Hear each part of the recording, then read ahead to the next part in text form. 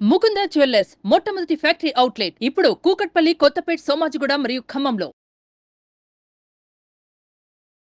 నమస్తే రమగారు. నమస్తే జయ. రమగారు, మనము ఒక బ్రేకింగ్ న్యూస్ చూస్తూ ఉన్నాము. లడ్డు మీద ఒక వివాదాస్పద వ్యాఖ్యలు వింటున్నాము. ఏది నిజమో ఏది అబద్ధమో అసలు ఏం జరుగుతుందో తెలియని పరిస్థితి. ప్రతి ఒక్కరికి కూడా ఒక ఆశ్చర్యకరమైన విషయం అన్నమాట. మీ స్పందన ఏంటండి? అంటే ఇంతగా మత విశ్వాసాన్ని దెబ్బతీసేంత పని జరుగుతుందని ఎప్పుడు నమ్మలేదు జయ. చాలా వింతగా అనిపిస్తుంది. నిన్న పొద్దుటి నుంచి ఆ న్యూస్ కనపడిన దగ్గర నుంచి అన్నం బాగా పోవట్లేదు. ఈ ఇన్ని సంవత్సరాల నుంచి ఎంత విశ్వాసంతో ఉన్నాము, కళ్ళ నీళ్ళు వచ్చే పరిస్థితి కాదు. ప్రసాదం అంటే అన్నం కంటే ఎక్కువ. రోజు తినే అన్నాన్ని కంటికద్దుకోం, తినేస్తాం. ఆ పూటకి కడుపు నిండుతుంది. ప్రసాదం అనగానే మన లోపల ఎన్ని రకాల హార్మోన్స్ రిలీజ్ అవుతాయి ఆ సంతోషంతో. ఇన్ని కోట్ల మంది నమ్మే విషయంలో ఇంత అపనమ్మకమైన వ్యవహారం జరిగింది. కొంతకాలంగా మనం దాన్నే మహాప్రసాదంగా భావిస్తున్నామంటే ఇంత నమ్మక ద్రోహమా? ఇంత ఇంత తెగబడిపోతారా ఎవరైనా? ఎందుకు చేయాలి ఇట్లా? పైగా ఏ దైవానికి ఎవరికి మనం ఒక ప్రసాదాన్నో, ఒక విషయాన్నో, ఒక పూజనో అందిస్తున్నామో దానికి సంబంధించిన వ్యక్తులందరూ ఆ దైవం పట్ల విశ్వాసం ఉన్నవాడైతేనే సరైనది అవుతుంది. మన ఇంట్లో ఒక పూజ చేసుకుంటాం, ఎంత శ్రద్ధగా చేస్తాం. ఓ పురుగున్న పువ్వునో, పుచ్చిన పువ్వునో పెడతామా? నైవేద్యం బాగా కుదరకపోతే పాలు పోసాం, పాయసం చేసాం, పాలు విరిగిపోతే అది నైవేద్యం పెడతారా?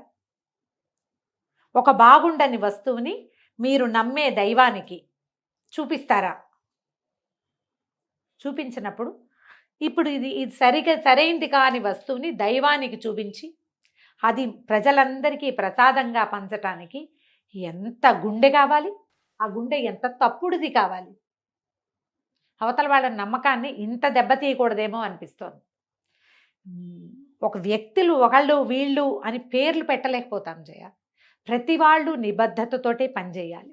దైవారాధన నిబద్ధతతో జరిగేది. అది ఏ మతానికి చెందిందైనా కూడా ప్రతివాడు అదే విశ్వాసంతో పనిచేయాలి. అక్కడ మనం నమ్మటం కంటే దైవాన్ని ఎక్కువ నమ్ముతాం కదా.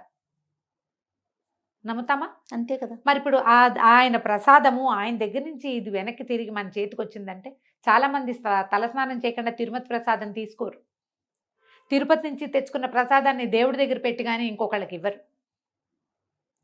అంత గౌరవించదగిన వస్తువుని మనం సరైంది తీసుకోలేదేమోనన్న భావన ఎంత బాధిస్తుంది.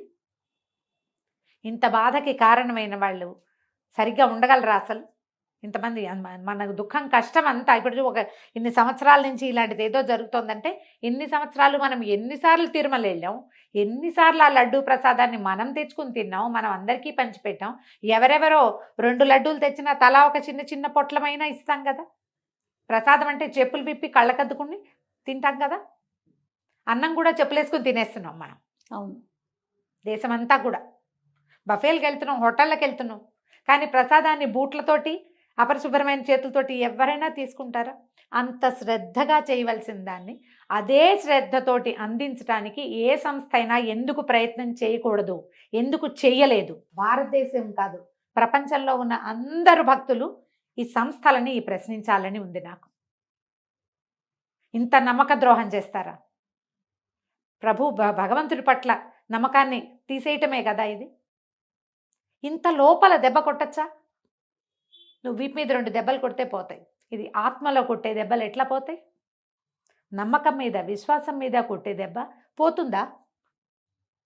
నమ్మగలమా? ఇంకా ఎక్కడ ఏ ప్రసాదం తీసుకున్నా అయ్యో ఇదేమిటో ఏం తింటున్నామో అనిపిస్తుంది కదా. ఎంత బాధగా ఉందంటే టీవీ చూస్తుంటే కడుపులో దేవేస్తాం. ఇది మనం తెచ్చి పంచాం కదా, మనం తీసుకున్నాం కదా, ఇది తప్పు కాదా? దేనికోసం చేస్తారు? ఏది శాశ్వతం ఇక్కడ? నమ్మకం ఒక్కటే కదా శాశ్వతమైంది. అంతే కదా. ఈ అశాశ్వతమైన వాటి కోసం శాశ్వతమైన భగవద్భక్తిని మనం ఎక్కడికి చేరాలో, ఎక్కడి నుంచి వచ్చామో దాన్ని అవమానించటం, దాని తాలూకు గొప్పతనాన్ని తగ్గించటం ఎంత తప్పు. ఎవరైనా ఎందుకు చేయాలి ఇంత? ఒక్క క్షణం కళ్ళు మూసుకుంటే ఎక్కడికి వెళ్ళిపోతామో తెలియదు కదా మనం. దేనికోసం చేస్తారు ఎవరైనా? విచిత్రంగా వింతగా అనిపిస్తుంది. మనం చూడు, రాముడిని నమ్మే దేశం మనది. సంవత్సరం క్రితం, ఏడాది కూడా కాలేదు ఇంకా, రాముల వారి పునఃప్రతిష్ఠ చేసి దేశం అంతా ఉప్పొంగిపోయింది. ఇంకా అయోధ్యకి దారులు వెళ్తూనే ఉన్నాయి. కలియుగ ప్రత్యక్ష దైవమైన వాడికి ఇంత అవమానమా? 2 యుగాల క్రితం ఉన్న రాముణ్ణి మనం కొలిచి పూజించుకుంటున్నాం. ఈ యుగానికి ప్రత్యక్ష దైవమైన వాడిని ఇంత అవమానిస్తామా? ఎందుకు దీనికి ప్రతిక్రియ చేయలేకపోతున్నాం మనం? గట్టిగా ఎందుకు ప్రశ్నించలేకపోతున్నాం? ఇది నిజమో కాదు, ఇంకా పూర్తిగా దాని మీద నిర్ధారణ ఏర్పడిందో లేదో తెలియదు మనకి. కానీ ఆ మాట వింటే ఒళ్ళు జలదరించట్లా?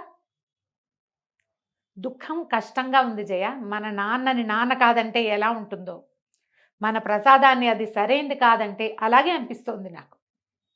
నా వరకు నాకు చాలా పెద్ద కష్టంగా ఉంది జయ. ఇది ఎన్నో జరుగుతాయి మానవ తప్పిదాలు. మానవులు క్షణికోద్రేకంలో 100 రకాల పనులు చేస్తారు. ఆడవాళ్ళ పట్ల అవజ్ఞగా ప్రవర్తిస్తారు, వృద్ధుల పట్ల అవమానకరంగా ప్రవర్తిస్తారు, పిల్లల్ని హింసిస్తున్నారు, ఏవేవేవేవో చెడ్డ పనులు చేస్తున్నారు. ఎంత చెడ్డ పని చేసినా ప్రతి వాడికి వాడి నమ్మకం ఒకటి ఉంటుంది, ఆత్మ ఉండాలి. అది లేనిది మనుషులు మన లేం కదా, మనిషి అన్నవాడు లేడు. ఇంత ఆత్మద్రోహం చేస్తారా ఎవరైనా? ఎవరో ఒక వ్యక్తినో, ఒక మనిషినో, ఒక సిచ్యువేషన్లోనో కాకుండా పూర్తి విశ్వాసాన్ని తీసేసే పని ఇది. తప్పకుండా ఈ దోషులకి శిక్ష పడాలి. వాళ్ళు ఎవరో వెలుగులోకి రావాల్సిందే. ఒకవేళ ఇలాంటిది ఏదీ జరగలేదు అంటే ఊపిరి పీల్చుకుంటాం మనమంతా. ప్రపంచంలో ఉన్న ప్రతి భక్తుడు ఊపిరి పీల్చుకుంటాడు. అలాంటి రోజో ఇలాంటి రోజో తప్పకుండా ఇది జరిగి తీరాలి, తెలిసి తీరాలని అనిపిస్తుంది. ఇప్పుడు ఇంతకాలం తిన్నాం, మన విశ్వాసం దెబ్బతినిపోయింది కదా అంటే భగవంతుడు ఉన్నాడు కాబట్టి బయటపడింది. లేకపోతే తెలియకపోతే మనం ఇలాగే ఉంటాం కదా ఈ చీకట్లోనే. అంతేగా. భగవంతుడికి నివేదన చేసేది కానీ, ప్రసాదంగా వినిమయం చేసేది కానీ, సరైనది చేస్తేనే మనకి ఏదైనా దానివల్ల ఫలితం లభిస్తుంది. సరైంది కానప్పుడు చేసిన పనికి ఏ ఫలితము లభించదు. మన శాస్త్రాలు చెప్పేది అదే కదా. ఎవరైనా ఇది గుర్తెరిగి ప్రవర్తిస్తేనే మంచిది. లేకపోతే ఈ రామాయణపు గాథల్లో ఒక కథ చెప్తారు. ఒక కుక్క వీడెవడో నన్ను కొట్టాడు అని రాముల వారిని అడుగుతుంది. శిక్ష వేయొద్దు ఇతనికి, ఇతన్ని దేవాలయాల మీద అధికారిగా నియమించు, తప్పు చేసిన వాడిని, దైవద్రవ్యం తిన్నవాడు కుక్కై పుడతాడు, నేను అలాగే పుట్టాను, వీడు కూడా కుక్కలా పుడతాడని చెప్తుంది. దైవద్రవ్యాన్ని అపహరించిన వాడికి ఏ జన్మ వస్తుందో మనకి గ్రంథాల్లో చెప్పబడింది. ఆ దారికి వెళ్ళొద్దు ఎవరైనా సరే. సరైన దారిలో వెళ్తే మీ విశ్వాసము దెబ్బతినదు, మా విశ్వాసము దెబ్బతినదు. బాధగా లేదా జయ తలుచుకుంటుంటే? అవునండి. కడుపులో తిప్పుతుంది, దుఃఖంగా, చాలా కష్టంగా ఉంది. ఏమిటిది, ఇక్కడ ఎక్కడికి వెళ్తున్నాం మనం అనిపిస్తోంది. జనరల్గా నేను ఇలాంటి వాటికి దేనికి మాట్లాడను. ఇది ఎంత పెయిన్ఫుల్గా ఉందంటే 2-3 సార్లు మాట్లాడేసరికి చేతులోనికి కళ్ళలోంచి నీళ్ళు వచ్చేస్తున్నాయి. ఇదే తిన్నాం మనం అనిపిస్తోంది, పంచాం అనిపిస్తోంది, ఇంత పని చేయించారు మనతోటి అనిపిస్తోంది. ఎందుకు వాళ్ళు బాగుండాలి? వాళ్ళకు కూడా సరైన సమాధానం లభించాలి కదా ఎవరికైనా కూడా. దయచేసి దీన్ని ముందుకు తీసుకెళ్దాం, దీనికి సరైన సమాధానాన్ని తీసుకుందాం మనం. దానికోసం ప్రతి వాళ్ళు ప్రయత్నం చేద్దాం. తిరుమల తిరుపతి దేవస్థానం గొప్పతనం చెప్పండి. ప్రపంచం నుంచి కూడా జనాలు వచ్చి మనం నమ్మే దైవాల్లో మొత్తం ప్రతి హిందువు నమ్మే వాళ్ళు తిరుమల తిరుపతి, అదే వెంకటేశ్వర స్వామి. ఆయన ప్రసాదాన్ని ఇలా చేశారు అంటే మిగతా దేశాలకు కానీ, మిగతా ప్రపంచాలకు, మిగతా మతస్థులకు కానీ అది కలుపుతారో లేదో ఆలోచించాలి. పైగా టీటీడీ అంటే ఎన్ని వందల సంవత్సరాల నుంచి ఉన్న సంస్థ, ఎంత నమ్మకం ఉంది. ఈయన కలియుగ ప్రత్యక్ష దైవం అంటే మనమేనా, మన భారతదేశంలోనేనా? ప్రపంచపు నలుమూలల నుంచి వచ్చే వాళ్ళ ఫారినర్స్ కనపడతారు, ఇతర మతస్థులు కూడా కనిపిస్తారు. ఇతర మతస్థులు ఇచ్చినటువంటి బంగారు కమలాలతోటే సహస్రదళ పాద పద్మారాధన చేయించుకుంటాడు స్వామి. మన మతం వాళ్ళు ఇచ్చినవి కాదవి. ఎన్నో మత విశ్వాసాలన్నిటికీ ఆలవాలంగా ఉండేటువంటి మహాస్వామికే ఇటువంటి అన్యాయము, ఇటువంటి అవమానము జరిగితే ఎంతమంది కోట్ల మంది భక్తుల మత విశ్వాసాలని మీరు దెబ్బతీసినట్టే కదా. ఇప్పుడు ఇంత పెద్ద దేవాలయము, ఇంత పెద్ద ధార్మిక సంస్థ ప్రపంచంలో అత్యుత్తమ ధార్మిక సంస్థల్లో ఒకటిగా, ఒకటోదో రెండోది నాకు తెలిసి. ఇంత గట్టి ఇది ఉన్నప్పుడు, ఇన్ఫ్రాస్ట్రక్చర్ ఉన్న చోటే ఇలాంటి పని జరిగితే ఇక చిన్న చితక దేవాలయాల్లో ఇంకా ఎలాంటివి అయిపోతాయో. ఒక విశ్వాసం నడిచే చోట ఆ విశ్వాసులే వాళ్ళే ఎవరైతే ఈ స్వామిని నమ్ముతారో, ఎవరైతే ఈ ప్రతిమా స్వరూపాన్ని పూజించడానికి ఉద్యుక్తులవుతారో వాళ్ళనే తీసుకోవాలి, వాళ్ళకే అవకాశం రావాలి. అప్పుడే కదా మనం శ్రద్ధగా చేస్తాం. మన ఇంట్లోది మనం శ్రద్ధగా చేసుకుంటాం. పరా ఇంటి వాడికి మన ఇంటి మీద శ్రద్ధ ఎందుకు ఉంటుంది? వేరే వాళ్ళు ఎవరు రాకుండా ఉంటేనే ఇది సరిగా కుదరచ్చు బహుశా. ఆలోచించండి. టీటీడీ లాంటి సంస్థ నుంచి దీన్ని ఎక్స్పెక్ట్ చేయలేం మనం. ఇప్పుడు ఇది సంస్థ కూడా ఉంది కదా, మరి ఇందులో ఎవరో పై వాళ్ళు వచ్చి చేయలా, మీరు చేసిందే. మరి ఇంకొంచెం జాగ్రత్తగా చేసి ఇంకా కొంచెం ప్రజల్ని భగవంతుడి వైపుకి చేర్చే విధానాన్ని చూడాలి కదా. ఇప్పుడు మన సంస్థను తప్పు పట్టడం కాదు, కానీ ఇంత పెద్ద బ్లండర్ జరిగింది అంటే మరి ఏమనాలి దాన్ని? ఎక్కడ అజాగ్రత్త జరిగింది, ఎక్కడ మీరు ప్రమత్తత కోల్పోయారు, లోపం జరిగింది, ఈ లోపం ఎక్కడ ఇంత లోపభూయిష్టంగా ఉందా మన సంస్థ? ఇంత పెద్ద తప్ప ఏదో ఒక చిన్నదో పొన్నదో కాదే. మహాప్రసాదం తిరుపతి లడ్డి పేటెంట్ ఉన్న ఇది కదా, ఎన్నాళ్ళైనా పాడయ్యేది కాదమ్మా ఇది వరకు. ఇప్పుడు తొందరగా వాసన ఎందుకు వచ్చింది, తొందరగా ఎందుకు చెడుతోంది ప్రసాదం? ఎక్కడ పైగా ఇదివరకట్లాగా చేతులతో చేసేది కాదే, ఇప్పుడు చాలా మెషినరీ అవి కూడా వచ్చినాయి, మనం అప్పుడప్పుడు చూస్తున్నాం. అవును, మరి ఇంత ఉన్నప్పుడు ఈ కాస్త నిర్వహణ లోపమో, జాగ్రత్త లోపమో, టెస్టింగ్ లోపమో ఎందుకు జరగాలి? ఇన్ని వేల మందికి అన్నం పెడుతుంది టీటీడీ, ఎంతమంది ఉద్యోగులు ఉన్నారు? మీరందరూ మీ ఆత్మల్ని ప్రశ్నించుకోవాలి కదా.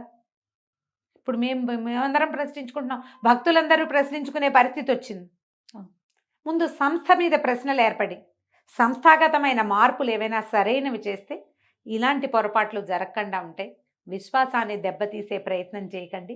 మనుషుల మనగడకి మనం బతికుండాలంటే విశ్వాసమే ముఖ్యం. ఆహారం ఎంత అవసరమో, గాలి ఎంత అవసరమో, విశ్వాసం అంత అవసరం. నమ్మకం కావాలి, దైవం పట్ల నమ్మకం ఉండాలి మనకి. ఈ ఆరాధన మీద అపనమ్మకాన్ని కనుక కలిగిస్తే దేశం చాలా తొందరలోనే నాశనం అయిపోతుంది. జాగ్రత్త వహించండి దయచేసి.